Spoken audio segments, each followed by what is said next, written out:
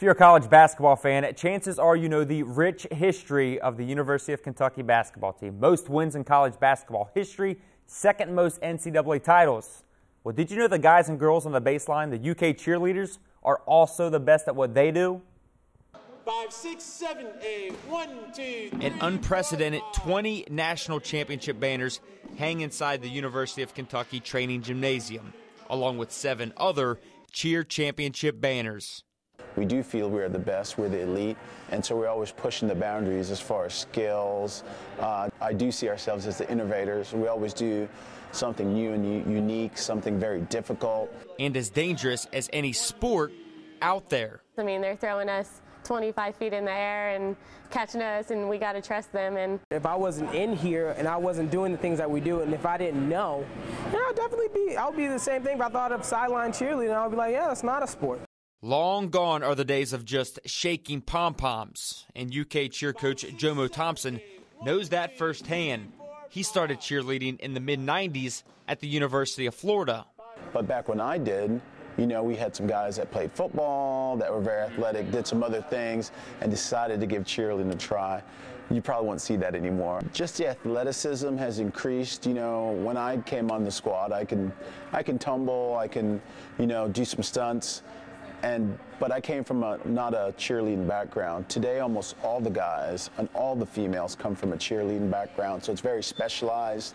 They've been trained from a young age in cheerleading or with a gymnastics background.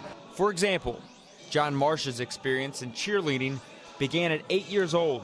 My older sister, she was a cheerleader, and I wanted nothing to do with it. I wanted nothing to do with cheerleading. We went to a gym, and they had a lot of guy tumblers, and I asked my mom, I was like, I want to learn how to do a backflip. They was doing all these cool tricks, and I want to learn.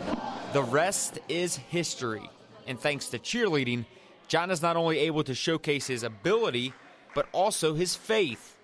Cheerleading is something that I think is had an impact on my life and actually got me closer with God, just because the talent that He has given me and the fact that I've been able to come this far, to get to this level is extremely hard.